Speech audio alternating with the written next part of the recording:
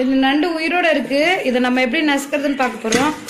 இந்த மாதிரி நசுக்கி நல்லா நசுக்கிடணும். நல்லா இந்த ஓடுற நண்டெல்லாம் நசுக்கிறேன்.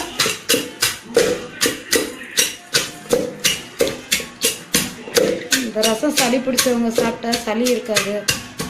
இந்த ஜலதோஷம்லாம் நல்லாயிடும். பார்த்தீங்கன்னா எல்லா நண்டையுமே நசுக்கிட்டேன். இப்போ நசுக்கிற நண்டுங்க நல்லா நசுக்கிட்டு இதில் நம்ம தண்ணி போட்டு புளி எப்படி கரைப்போம் அந்த மாதிரி கரைச்சி அந்த தண்ணியை மட்டும் எடுத்து உடச்சிக்கணும் தனியாக.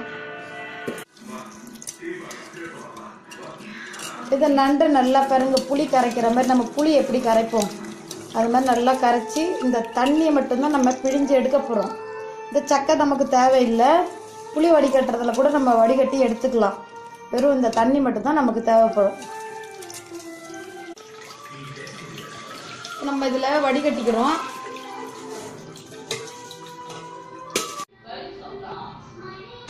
இப்போ இந்த தண்ணி மட்டும்தான் வடிகட்டின தண்ணி. இது நண்டு பிடிஞ்ச தண்ணி. இதோட புளி தண்ணியை ஊற்றி வச்சுருக்கேன். இது ரெண்டையும் ரெடி பண்ணி எடுத்து வச்சுக்குவோம். இப்போ ரசத்துக்கு என்னென்ன தேவைன்றதை நான் சொல்கிறேன். இப்போ இந்த ரசத்துக்கு தேவையான பொருள் என்னென்ன சொல்கிறேன் பார்த்துங்க. ஒரு 2 தக்காளி, காஞ்ச மிளகா, பூண்டு, பெருங்காயம், கருவேப்பிலை, கொத்தமல்லி. இது நான் வீட்டில் அரைச்சி ரெடி பண்ணி வச்சுருக்கிற ரசப்பொடி. இதில் பார்த்தீங்கன்னா துவரம்பருப்பு ப்ளஸ் காஞ்ச மிளகா, தனியா, கடலைப்பருப்பு இதெல்லாம் போட்டு நல்லா வறுத்து மிளகு ஜீரகம்லாம் கூட சேர்த்து போட்டு வறுத்து அரைச்சி வச்சுருக்கேன். இது ஒரு டைம் ரசம் வைக்கிறதுக்கு 1 ஸ்பூன் போதும். அதனால் 1 ஸ்பூன் அளவுக்கு இந்த பொடி நான் எடுத்துருக்குறேன். இதோடு சேர்த்து மஞ்சத்தூள்,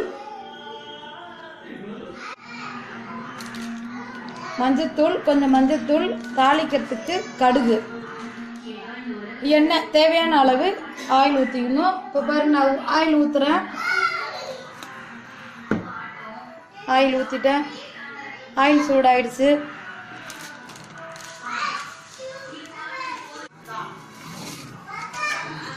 கடுகு போட்டிருக்கிறேன். கடுகு பொடியட்டும். கடுகு பொடிஞ்சதும் நம்ம கிள்ளி வச்சிருக்க கருவேப்பிலை,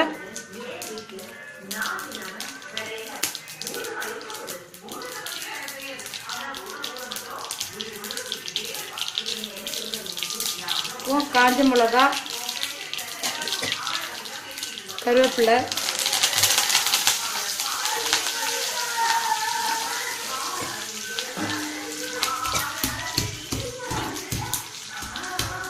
எல்லாம் பொடியட்டும். பொடிஞ்சிருந்தோம் நசுக்கி வச்சிருக்கேன் பூண்டு,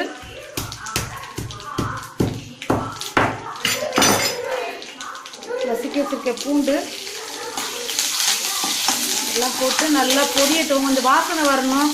எண்ணெயில் நல்லா வதங்கட்டும். விட்டுட்டு இப்போ நான் ரெடி பண்ணி வச்சிருக்கிற ரசப்பொடி இது.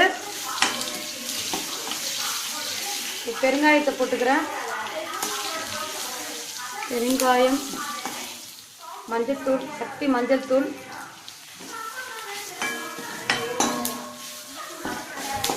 ரசப்பொடியும் சேர்த்துக்கிறேன். அதுலேயே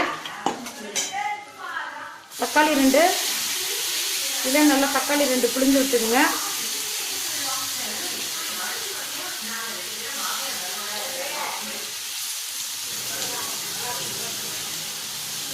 நல்லா பழமான தக்காளி 2 போட்டு புளிஞ்சு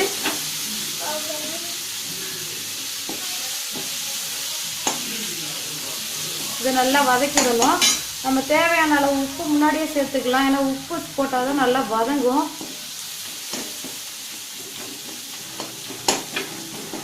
தக்காளி நல்லா குழச்சி விட்டாக்கா டேஸ்ட்டாக இருக்கும். நல்லா உங்களுக்கு ரசம் வாசனையாக இருக்கும். இது மழை டைம்லலாம் இந்த ரசம் செஞ்சு சாப்பிடலாம் நீங்கள்.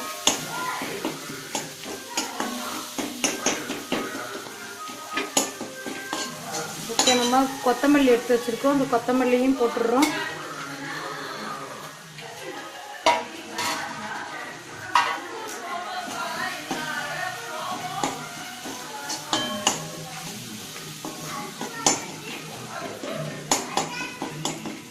இது நல்லா வதங்கிடுச்சு. நம்ம எடுத்து வச்சுருக்கோம்ல ரசம், நண்டை நல்லா நசுக்கி வச்சுருக்கோம்ல, அது அப்படியே இதில் கலந்துடணும்.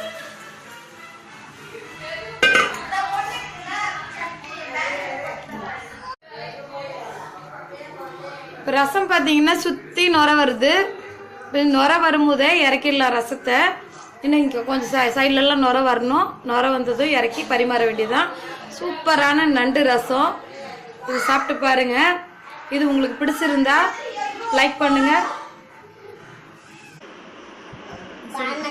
சமையல் நண்டு ரசம் சூப்பர். உங்களுக்கு பிடிச்சிருந்துச்சுன்னா லைக் பண்ணுங்க, ஷேர் பண்ணுங்க, சப்ஸ்கிரைப் பண்ணுங்க. தேங்க்யூ.